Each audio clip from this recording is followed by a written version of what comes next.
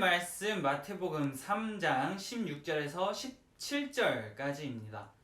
마태복음 3장 16절에서 17절 우리 화면을 보고 한 목소리로 함께 읽을게요. 시작.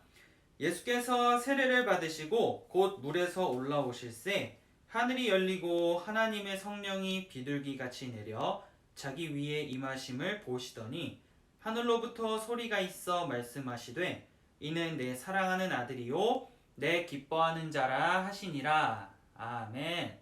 자, 오늘은 세례를 받으신 예수님이라는 제목을 가지고 함께 말씀 나누도록 하겠습니다. 친구들, 화면에 나오는 두 명의 사람, 우리 친구들은 알고 있나요? 자, 한 명은 유명한 축구 선수죠. 손흥민 선수입니다. 그 다음에 나오는 선수도 아주 유명한 사람이죠. 김연아 전 피겨스케이팅 선수예요.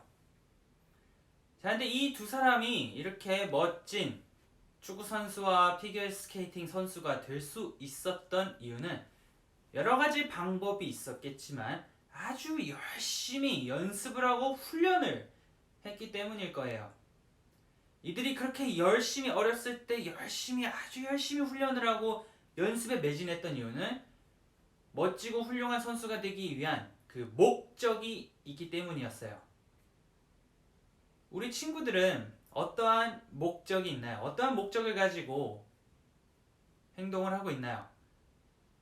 자, 근데 오늘 말씀에도 목적을 가지고 행동하는 한 사람이 나옵니다. 그분은 바로 예수님이에요. 예수님께서는 어떠한 목적을 가지고 행동을 하셨는지 오늘 말씀을 통해서 함께 알아보도록 하겠습니다. 자, 우리가 지난주에 말씀을 통해서 살펴봤습니다. 요단강에는 어떠한 사람이 있었어요. 그리고 그곳에서 이스라엘 백성들을 향해서 회개하라 라고 외치던 사람이 있었습니다. 누구일까요? 맞아요. 그는 요한, 우리가 세례 요한이라고 부르는 사람이에요. 그가 그곳에서 계속해서 이스라엘 사람들에게 회개하십시오, 하나님께로 돌아오십시오 라고 외치고 있었어요. 바로 그 요단강, 그 세례 요한이 있는 장소에 예수님께서는 앞으로 나아가셨습니다. 자, 예수님께서 요단강으로 세례 요한에게 나아갔습니다. 나아가신 이유는 바로 세례를 받기 위해서 나아가셨어요. 세례 요한이 사람들에게 이렇게 세례를 막 베풀고 있는데 저기 보니까 예수님이 자기를 향해서 막 나오고 있는 거예요. 그래가지고 세례 요한이 어쩐 일로 오셨습니까? 라고 묻자 예수님께서는 세례를 받기 위해서 왔다 라고 말씀하셨어요. 그래서 세례 요한은 제가 어떻게 예수님께 세례를 베풀 수 있습니까? 아닙니다. 예수님께서 저에게 세례를 베푸셔야 합니다 라고 하면서 예수님께 세례 주는 것을 아주 반대했어요. 그런데 예수님께서는 세례 요한에게 말씀하셨어요. 내가 너에게, 세례 요한 너에게 세례를 받는 것이 바로 하나님의 목적이고 하나님의 뜻이다 라고 말씀하셨어요. 그래서 세례 요한은 예수님의 말씀대로 예수님께 세례를 베풀었습니다. 자, 그래서 결국 세례 요한을 통해서 예수님께서는 요단강에서 세례를 받으셨습니다. 자, 그리고 예수님께서 세례를 받으시고 물 밖으로 이렇게 나오셨을 때 하늘이 열리고 성령이 비둘기같이 내려오면서 한 목소리가 들렸어요. 하늘에서 한 목소리가 들렸는데 그 목소리는 이렇게 얘기했습니다. 예수님을 향해서 이는 내 사랑하는 아들이요 내 기뻐하는 자다 라고 하늘에서부터 소리가 들렸습니다. 바로 하나님의 목소리였죠.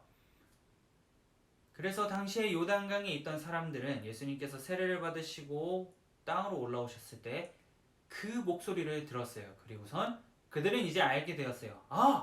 예수님께서 하나님이 기뻐하고 사랑하는 자이구나 라고 하는 그 사실을 알게 되었습니다. 자, 예수님의 행동에는 목적이 있었습니다. 죄인들이 받아야 되는 그 세례를 죄가 없으신 예수님께서 세례를 받으신 이유는 바로 죄로 말미암아 더럽혀진 우리들을 그 죄로부터 구원하시기 위해서 세례를 받으셨어요. 예수님께서는 바로 그 목적을 위해서 우리를 구원하시기 위한 그 목적을 위해서 이 땅에 오셨고 그것을 위해서 오늘 말씀에서 살펴봤듯이 요단강에서 세례를 받으셨어요. 그리고 그 사실을 통해서 우리를 죄로부터 구원하실 수 있는 분, 그분은 오직 예수님밖에 없다라고 하는 것 또한 우리들에게 알려주셨어요.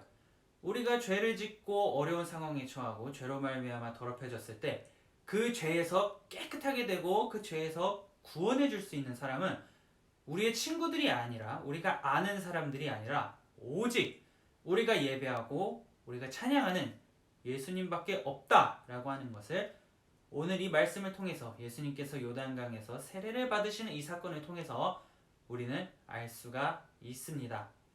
자, 말씀을 통해서 알아봤습니다. 우리를 죄로부터 아주 깨끗하게 해주실 수 있는 분은 바로 예수님밖에 없다라고 하는 사실을 우리는 오늘 말씀을 통해서 배웠어요. 자, 오늘 이 사실을 기억하면서 우리를 구원해 주신 그 예수님께 어제보다 한 발자국 더 앞으로 나아가고 어제보다 더 예수님을 사랑할 수 있는 우리 유초등부 친구들이 될 수 있기를 축복합니다. 친구들이 이제 주기도문을 고백하도록 하겠습니다. 우리 화면을 보고 함께 고백해 주세요. 시작! 하늘에 계신 우리 아버지여, 이름이 거룩히 여김을 받으시오며 나라에 임하시오며 뜻이 하늘에서 이루어진 것 같이 땅에서도 이루어지이다. 오늘 우리에게 일용할 양식을 주시옵고 우리가 우리에게 죄 지은 자를 사하여 준 것 같이 우리 죄를 사하여 주시옵고 우리를 시험에 들게 하지 마시옵고 다만 악에서 구하시옵소서. 나라와 권세와 영광이 아버지께 영원히 있사옵나이다. 아멘. 자, 우리 친구들, 우리는 말씀을 통해서 오직 예수님만이 우리의 죄를 깨끗하게 하실 수 있는 분이라는 그 사실을 배웠습니다. 이제 활동을 통해서 우리의 믿음을 고백하는 그러한 시간을 가지도록 할게요.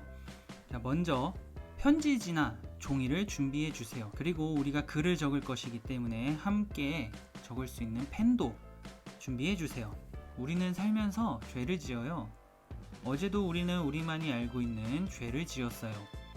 하지만 그 죄는 다른 사람이 모른다고 해도 하나님은 다 알고 계세요. 편지지에 하나님과 나만이 알고 있는 죄를 적어보세요. 다 적었나요? 우리가 여기에 적은 죄를 깨끗하게 씻어주실 수 있는 분은 오직 예수님만 가능합니다. 그래서 우리는 예수님께 기도해야 해요. 우리의 죄를, 우리가 어제도 짓고 지금도 짓고 있는 그 죄를 깨끗하게 씻어달라고 기도해야 합니다. 그래서 이제 편지지에 이 적은 죄를 고백하며 기도할게요. 하나님, 우리의 죄를 씻어주시는 예수님을 알게 해주셔서 감사합니다. 뜻하지 않게 죄를 지었을 때 가장 먼저 예수님께 기도하는 우리가 되게 해주세요. 예수님의 이름으로 기도합니다. 아멘. 자, 이렇게 우리가 우리의 죄를 고백하며 용서해달라고 기도할 때 하나님께서는 우리에게 이렇게 말씀하세요. 요한일서 1장 9절이에요. 우리가 함께 읽으면서 그리고 또 함께 종이에다가 쓰는 시간을 가지도록 할게요. 시작. 만일 우리가 우리 죄를 자백하면 그는 미쁘시고 의로우사 우리 죄를 사하시며 우리를 모든 불의에서 깨끗하게 하실 것이요. 요한일서 1장 9절 말씀. 아멘. 우리가 함께 읽은 것처럼 예수님만이 우리의 죄를 씻어주시는 분이에요. 그래서 우리가 적은 우리의 죄는 이제 잘 찢어서 휴지통에 버려주세요. 그리고 이 활동을 통해서 우리가 우리의 죄를 고백하며 예수님께서는 우리의 죄를 깨끗하게 씻어주신다라고 하는 것을 기억하면서 오직 예수님만이 우리의 죄를 깨끗하게 해주실 수 있는 분이라는 그 사실을 믿고 나아가는 우리 친구들이 될 수 있기를 축복합니다. 자, 우리 친구들, 우리가 기존에는 교회에서도 예배를 드리고요. 그게 어려운 친구들은 가정에서 온라인으로 예배를 드렸죠. 하지만 코로나의 상황이 좀 더 안 좋아져서 이제는 가정에서만 예배를 드릴 수가 있게 되었습니다. 그래서 상황이 괜찮아질 때까지는 우리 모든 유초등부 친구들이 마스크도 열심히 쓰고 손 소독제도 열심히 바르면서 또 주일에는 영상을 통해서 마음 다해 하나님을 찬양하고 예배할 수 있는 그런 시간들이 될 수 있으면 좋겠어요. 상황이 괜찮아지면 또 우리가 교회에서 혹은 또 가정에서 또 인사를 나누는 그런 시간을 갖도록 하겠습니다. 그때까지 영상으로 함께 있는 자리에서 하나님께 열심히 예배를 드리는 유초등부 친구들이 될 수 있기를 축복합니다.